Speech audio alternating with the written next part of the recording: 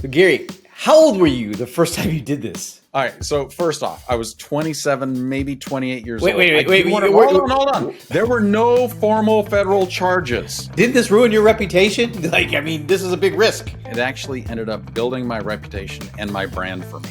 In a way that works for you? In a way that worked for me then and has worked over the past, I guess that's over past 23 years since I've started doing that. So we're not talking about you, running around with nothing but your jeans on while knocking on doors to try and get a listing appointment. That's not what we're talking about. We're actually talking about something that was effective and worked, right? That's what we want to get into today is your pre-listing packet, your pre-listing packet process, what goes into it, when you send it, et cetera, et cetera. But before we dig in, go ahead and take a moment to like this video and subscribe to the channel. Welcome to the Chris and Garry Show. My name is Garry Kreth. I am joined by my partner in crime, Chris Scott here, and we are here to talk about all things real estate. And since we've been in the industry collectively for over 50 years, we believe that you're going to benefit from the mistakes that we have made and what we've learned to improve on those. We release new episodes every single Thursday, so make sure that you like and subscribe so that you get updates every time a new episode comes out. And if you're really enjoying this conversation and want to learn more and get tips and tricks and tools, head on over to thepaperlessagent.com and don't forget to follow us on Instagram at the Paperless Agent. Let's talk about how you risked it all and started using a pre-listing packet. I jest, but the reason why I jest is a lot of times when we share everything that goes into your pre-listing packet, people will oftentimes say, aren't you afraid to share that with the competition? So I kind of jest when I say, are you, at risk of ruining your reputation and so on and so forth? Really, this is a phenomenal tool that builds your reputation that you actually want to send to people before they meet with the competition, right? So your pre-listing packet is a phenomenal tool to articulate your value, sabotage the competition ethically when you do it right. But let's talk a little bit about what a pre-listing packet is, very high level, and where in your process of a listing appointment do you send it out? Sure. So let's start by maybe sharing with everybody where this came from. Because at the time that I started using this tool and invented it, what happened is I was going on a lot of listing appointments. And what I realized is I had to go back to the house at least once, if not twice, before I got a listing agreement signed. And I realized, man, I'm really investing so much time at a person's house that I think there are more optimal ways around this. And as you know me, Chris, as the Paperless Agent, I've been focused my entire career of increasing efficiencies, of reducing the amount of time that I have to spend with my clients working on certain things so that I can work with more clients and sell more homes and make more money. Mm-hmm. And so what I realized is, man, so much of what we cover during our listing appointment can actually be shared with the client before I even show up to the house. And what it does, and what I thought this would do, was it reduces the number of appointments I have to go on. I actually reduced it from 3 to 1. I go on 1 appointment now and have them sign. It reduces the amount of time I actually have to spend there explaining things to them, because this pre-listing packet actually explains it in a much better way than I could just by sitting there telling them. Mm-hmm. And it builds trust between my client and myself before I even knock on their door. I'm always after, how do I build superior trust with my client, reduce the amount of time I have to sit with them, and actually build the experience for them. Now, I will share with you, Chris, one side benefit that I did not expect to get from this is it, like you said earlier, it ethically sabotaged my competition. How so? What happened is, I was talking about trust. I wanted to build trust with my clients. What we notice in real estate and working with clients, and this is actually across any sort of relationship in sales, is that the more trust you build, we actually call this superior trust. The more trust you build, the more superior trust you have with somebody, the less likely they are to actually engage with or speak with other salespeople who are your competition. And so by building the superior trust, what happens is I'm differentiating myself from my competition so much that my clients would either cancel appointments with other realtors, or if they still met with them, judge the realtor and what they said and what they provided against what I actually provided through this pre-listing packet email. And that is the power of using a tool like this, is you preemptive set yourself up for success. Preemptively set yourself up for success to win a listing against your competition. I like, Gary, how you tell the story of the listing. I think it was in Barton Hills. Barton Hills, Yeah. where you were competing with some of the top agents in the area, a Oh my bunch of gosh. them. Nine, Chris. I always ask my my potential clients on the phone, are you interviewing other agents? Because I want to know. And they said yes. And I said, great. How many? And they said 9. And I'm like, That's a I must have lot. misheard that. Like, that's a lot. I said, wow, that's a big investment of your time. Do you mind if I ask who they are? Because I might know some of them. Mm. They said, oh yeah, sure. We're meeting with this person, this person, this person. I was like, I was surprised my brother wasn't one of them. Like my business partner. I'm surprised they weren't interviewing him. So I listened to the list of agents that they were meeting with, and all of those listing agents are superb. Like, I would feel honored to list my own house if I weren't an agent with them and have them sell it. That's how good they are. And I was like, oh boy, I got to pull out all the stops and make sure I don't miss a beat. I don't miss a step, because if I do, I'm losing this listing. And this was a coveted listing in a very high exposure neighborhood. And so that's why I followed every single step. And I sent out this pre-listing packet email. I showed up to the house. I knocked on the door and I said, hi, I'm Gary. They said, wow, it feels like we're meeting a celebrity. We've seen all of your videos. And then I look over their shoulder and I saw one piece of what I sent from this pre-listing packet email printed out on their dining room table. Mm. And when I saw that, I knew I was good. All right, so let's talk about the timing of when you send out your pre-listing packet. You mentioned your pre-listing packet you send via email, which makes sense. So you can attach things to an email, link to other documents, and so on and so forth. So you're sending this email out, but let's talk about the timing. You have a listing appointment scheduled, and Right. when are you sending this pre-listing packet email out? So what happens is I have my initial phone consultation, and within minutes after that initial phone consultation, by the way, I've already told them I'm going to send them an email that I need them to review before our appointment. Within minutes, 10 minutes after that initial phone consultation, I am sending them the pre-listing packet email. And here's why. I need to give them sufficient time to read it, click on the links, digest everything before I show up. Plus, if by chance they're meeting with another agent that afternoon or the next day, I need them to have this in their hands and already start thinking and processing. Ooh, Gary's different. Ooh, Gary sent me this. Ooh, I watched Gary's video. Oh, I saw that marketing proposal from Gary.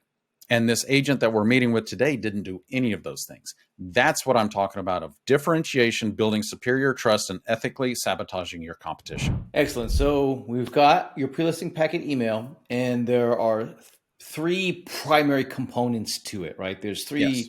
main sections of this email. I'll list them off. You've got your confidence links, you've got your property marketing section, and then you have your area where you review the proposal.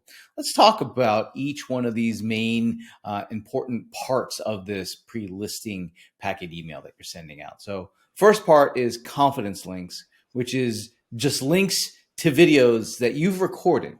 Now, what are these videos about? Well, first off, I never even knew what the heck a confidence link was until you brought it up and you said, we're writing this email and this is the way we're going to change it. So these confidence links have links to videos that explain the questions that my sellers are going to have for me and every other agent. It talks about, what are you going to do to market my home? How do I prepare my house for sale? And what are the questions I need to ask as a seller of a realtor that I'm going to hire? Like, how do I hire a realtor? These are questions that sellers have That all sellers And have. All sellers have all these sellers. questions, right? And what's fascinating here, Chris, is that we as agents, we typically don't answer these questions, maybe not even during the listing appointment. But these are questions that sellers have. And if we don't answer the questions that they have, they're going to be sitting in the back of the mind like, why didn't they address this? Don't Yeah, they know I had this question? I think a lot of times, when we meet with home sellers and we're trying to convince or persuade the seller to let us list their home and market their home and find a buyer for their home. A lot of times, I don't know if we know what it is that they are looking for specifically, right? And according to the National Association of Realtors, the number one prioritized task that sellers want us to do is to market the home to prospective buyers. So it makes sense that we would be talking about that.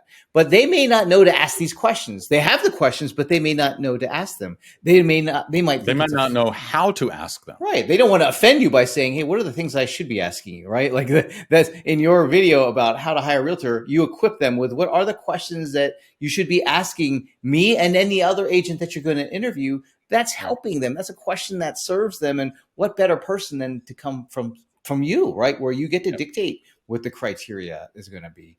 And then, of course, everybody has a question about what do I need to do to get my home ready for sale, right? They may not know to ask it, and they might be thinking, oh, it's all great, but they actually need to know this information of these are the things we need to do. And so by having these links to the videos, and I think video is the best way to do this I agree. because So Chris, can you share with everybody, because this is something that you and I, when we started working together, you're like, oh, we got to shoot these videos. And we shot them, and wow, what a yes. shift. But why video?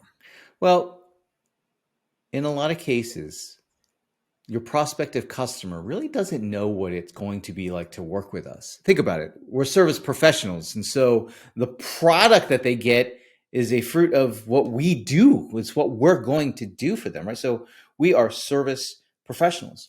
And as service professionals, one of the things that we probably oftentimes struggle to do is we struggle to articulate our value. We struggle to explain to people what it is that here's what I do. And here's what I do differently for you. And so they may not know what types of questions to ask us. And conversely, because of the position of authority that we should be in with them, right? We should be in a position of authority. We are the experts. We want to equip them with this is what the experience is going to look like. These are the questions that you want to have. This is the information that we already know you're going to have questions about. By satisfying it, you being that person who satisfies this information using video, they now know what it's like to work with you, right? Because that's spending time with you, albeit in a slightly different format. But how else would they get to how else would they get to know what it's like to interact with you, to work with you, to have you as their trusted advisor if they don't get to see you on video? They have to wait until you show up on an appointment and then decide whether or not they even like you. And you Oh can man, get I imagine if I can save everybody time and energy and effort by taking care of that just by shooting some videos, which is amazing because I think this is something that I think we don't really realize in real estate is that by shooting the video one time, it's going to be used hundreds, if not thousands of times. Whereas if I don't shoot the video and I rely on the amount of time I spend with the client, I have to spend that time every single time with every single client. But the more we can leverage assets to our benefit, the more that we are able to work with more clients. You know, Chris, it's fascinating. I was actually on a real estate chat channel yesterday, and somebody said, "Wow, it's getting really expensive to list houses." And I'm like, "What are you talking about?" I said, "Actually, it is a fraction of the cost to list a home these days and to work with sellers than it was in 1997 when I started in my career. Back then, we didn't have the technology. We didn't have videos. We didn't have the access to email that we have now. We didn't have the digital assets that we have now. So, whereas a lot of, I think, newer agents are like, wow, it costs a lot of time and money to get a listing. I'm like, oh my gosh, you have no idea what technology is doing for you. Well, it's easy to say that, let's say during a hot market when business is flying at you, and then when that hot market goes away, it would seem like the cost of getting clients has gone up when actually it's just being normal. Like it Yeah. actually typically there is a real thing called cost to acquire customer. And sometimes in real estate, it's easy to forget that, right? Because Yeah. you run into a hot market and you can literally stop marketing for a season and nothing bad happens. But then you get into a normal market or a tighter market and you have to do stuff to acquire a customer, whether it's spend money, whether it's advertising, whether it's prospecting, whether it's, actual sales activity. You got to do something to acquire that customer. And here's the thing, to your point, you're always trying to save time. Your pre-listing packet saves you time because it takes some of the conversations that you would need to have with them, but it allows them to have the conversation before they meet with you. They get to know you. They're not getting to meet the other people before they meet with them, by the way, if they are interviewing other agents. They get to know whether they like you or not, which, by the way, it's very easy to get people to like you on video. Just be yourself. Most people are relatively likable if they are just being themselves on video. You don't have to have fancy equipment. You don't have to have fancy lighting. You don't have to have fancy anything. Just be yourself on the videos. Now, if you're adamant about, no, I'm really horrible at video and I just can't start here, you can use, instead of video, you can author blog posts answering the same questions and linking to those blog posts in this email. So they're still receiving the value. That value is still coming from you. You're still in the position of being the trusted advisor. I think it's more powerful if it's done through video, so that when you walk in through the front door, you have the experience that Garry has, and they say things like, I feel like we're meeting a celebrity. I've seen all your videos. This is exciting to meet you, right? When you hear that, because they've watched your video, you have a little bit of listing strut go on because you already feel like a boss. And you get that when you do things like sharing video. But it's as effective from the perspective of articulating your value to just include links to blog articles that's clearly branded to you that you've written and authored. I wouldn't suggest that you share links to and resources to other websites because it's too easily for them to get distracted, too easy for them to miss the point of why you're sharing this information in the first hand. So confidence links, they're very important to build trust. According to the National Association of Realtors, the number one determining factor that sellers use in choosing their agent is the listing agent's reputation. And so if that's true, which again, according to the National Association of Realtors, that's comes right out of the annual home buyer and seller report that they do. And it's always been the same. That's always been the determining factor for sellers, is the listing agent's reputation. So knowing that to be true, having those confidence links allows us to satisfy that seller's question about what our reputation is, whether it's through video providing that value. So confident links are very important. Now, we mentioned earlier that one of the number one things that the seller wants us to do when they get signed that a listing agreement is they want us to market the home and find a buyer, which is why the next section. It seems pretty valuable and intuitive that we would show them how we're going to accomplish that for them. This is, again, an area where most people confuse how to articulate our value, because a lot of people would say, gosh, I don't want to tell this seller everything that I would do to market and list their home, because what if they take that information and decide to FSBO it and do it on their own? Or what if they take that information to another? What is your answer to that, Chris? I mean, if I were to say, good luck, Chris, I'm an agent, and I don't want to give this to a seller because I don't want them to use it against me. Well, here's the thing. Good luck, actually, because if a seller, let's use a FSBO as an example. Why are they deciding to sell the home on their own? Because they have no idea what's involved to get top dollar for the home. And they think all agents do exactly the same thing and that they can do it themselves. And it's this false assumption that leads to, I think it's almost the agent assisted sale is like, I guess the FSBO sale is 40% less on average, 40% less off of market value than what an agent assisted sale will produce. Again, quoting the National Association of Realtors. So clearly they think that they know what to do, but they don't get the outcome that they're looking for. So as an agent, you might think, gosh, I don't want to give them my marketing plan, my marketing proposal for the listing, because what if they try to do it themselves? Once they see what's really involved, they won't try to do it themselves. No, when they see what it takes, they're like, oh, this agent's going to do all of this for me. I can't do that. And I don't want to do that. They're not going to want to do it. Take care of the kids and the house. So there's no way. Do you want to learn how to do it? I mean, come on. So that's why the second piece of information that we include in our pre-listing packet is a copy of our property marketing plan. It's a marketing plan for a listing for a home, and it includes the kitchen sink of everything that we do to prepare the home and everything that we're going to do to market the home. And we even explain how in the old way of doing real estate, that people would just put a sign in the yard and put in the MLS and pray that it sells. But we're not in the old days of selling real estate. We're in the new days of selling real estate. And so we can't adhere to those old 3Ps, right? We actually need to do is to price the home effectively. We need to prepare the home properly, and we got to promote the home. So we talk about that in our description of a property marketing plan so that people can see, that prospective seller can see, oh, wow, I didn't realize that there was so much involved with listing and marketing and selling a home. Oh, wow, these people really take this seriously with marketing online and getting traffic to this home. Oh, wow, they're doing a lot more than just putting it in the MLS and putting a sign in the yard, right? So when people read our property marketing plan, they get a sense of we take every single listing very seriously, and here's everything that's involved. And good luck to the FSBO who, like, it would actually go the other direction. They would see the property marketing plan and say, I ain't going to do that. I don't know how to do that. I don't want to do that.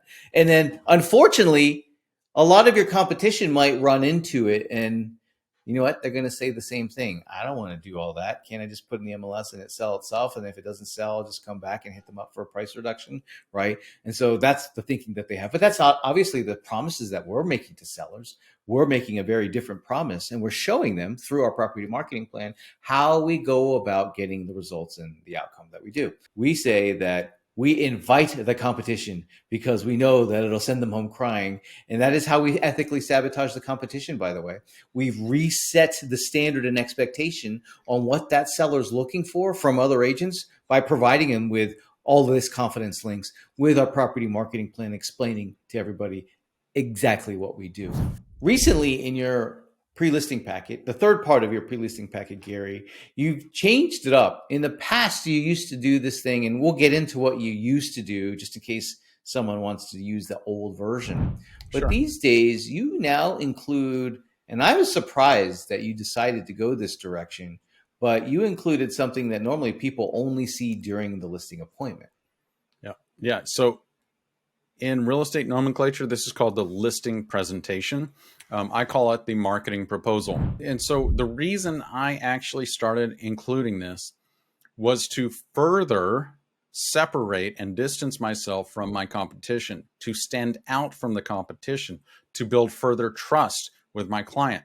It is flashy, it is sexy, it is exciting, and it primes the seller to ask questions during our appointment, but it also primes the seller to question their decision to meet with another agent. So by sending all of these three things, what it does is it actually so far separates me from my competition that it actually helps the seller decide to cancel or not schedule appointments with other agents. Now, in order to include your marketing proposal, or AKA your listing presentation, in our pre-listing packet, you had to modify it pretty significantly. It wasn't the old listing presentation that was essentially a guide for your conversation. It's still that, but it's basically you translated it into being a document that is easy to read, but has enough context so that people understand what's in it. Now, one of the things that's not in it that I want to make very, very clear is your fees or your fee structure is not listed in any of that information. No. And there's a very important reason why. You see, we cannot communicate our price, right, or our fees until we've articulated our value. It's very hard. Wait. Because here, this is you just touched on a very sticky point for most realtors. Most realtors will say, "Well, you can't talk about your fee legally because that's price fixing." No, it's not. I can talk about my fee anytime I want. I can talk. You know what? Here's the thing. I charge 3%. That's not price fixing. That's my fee. So it's not about the legality, because so many people are so many people believe that we can't talk about what we charge No, because, you have to tell the consumer at some point what you charge, well, right? goodness, of course. Right. But And here's the I wanted to clarify for the agents Mhm. here watching, if you're thinking, oh yeah, of course you wouldn't talk about your fee because it's price fixing. Oh No, no, it's no, not. no, no. What I mean by that, what I mean by this is we don't share, we obviously share our fees, but not until we've done an effective job, Why? effective, Why? until we've articulated our value, because Why? it is impossible to someone who is evaluating us to be able to hear anything after the percent. Once they hear whatever our fee is, right, usually followed by a percentage point mark, right, they immediately don't hear anything else. Right. And why is Because all that? they're thinking is, wow, this is how much we're going to pay them This based is on what our that house. Well, here's the thing. Here's another. There's actually it's more insidious than that. So one of the things that happen is that most consumers think real estate professionals are all the same. Most consumers think that all we do is the same stuff, that there's no difference between you, me, or anybody else, that we're all essentially exactly the same, and that there is no difference in service. Now, you guys know that that's not true, right? But as a consumer, let's say a lay consumer who hasn't bought and sold, hasn't worked with a lot of people in real estate, they're not going to know what it is that we do. So therefore, they don't even know what the criteria is on evaluation to say, oh, Gary's better than Chris. Like they don't have that information.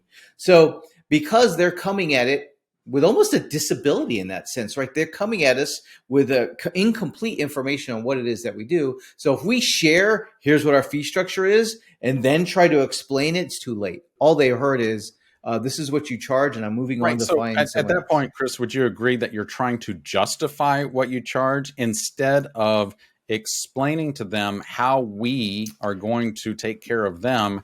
And then by doing all of these things, then this is how we're Yeah. compensated for what we So do. what happens is if you share your fee structure or share your fee and then try to rationalize it, it sounds like you're trying to rationalize this sticker shock, right? That's what happens is they receive sticker shock. By the way, it doesn't matter what the number is, it's sticker shock. They're like, I can't believe it's that much. Okay, whatever.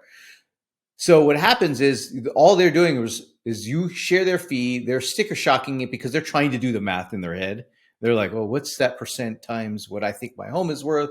And yada, yada, yada. They have incomplete poor math. And so they're thinking about that. They're not hearing anything you're saying. So rather, what we have to do is build up an anticipation around what our fees are, but we can build up that anticipation and let them know how working with us is different. So Got you it. build enough trust, enough rapport, you deliver enough value during the consultative process.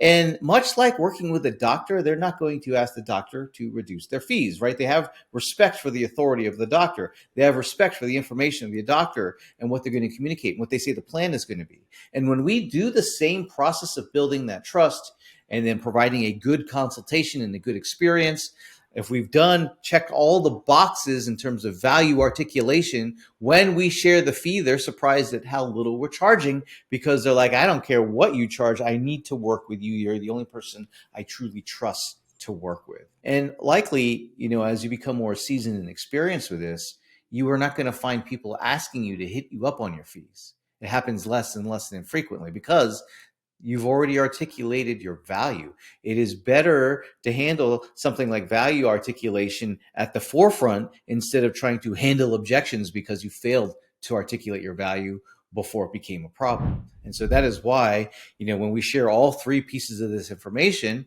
it's all about building trust, communicating, articulating our value, summarizing that information in a nice, clean, easy to understand way, so that when we show up onto the appointment, we can really get into brass tacks, like really serving them because we're not having to go over, that high level, superficial level information, like what do you need to do to get your home ready for sale or what it is that we're going to do in this case. We can break past all that and focus on what their actual needs are, what their actual concerns are, spending time addressing those issues so that they now have a full understanding on what it means to hire us. And there's no rationalization or justification of fees because they value us and more than willing to pay whatever the fees that we have are.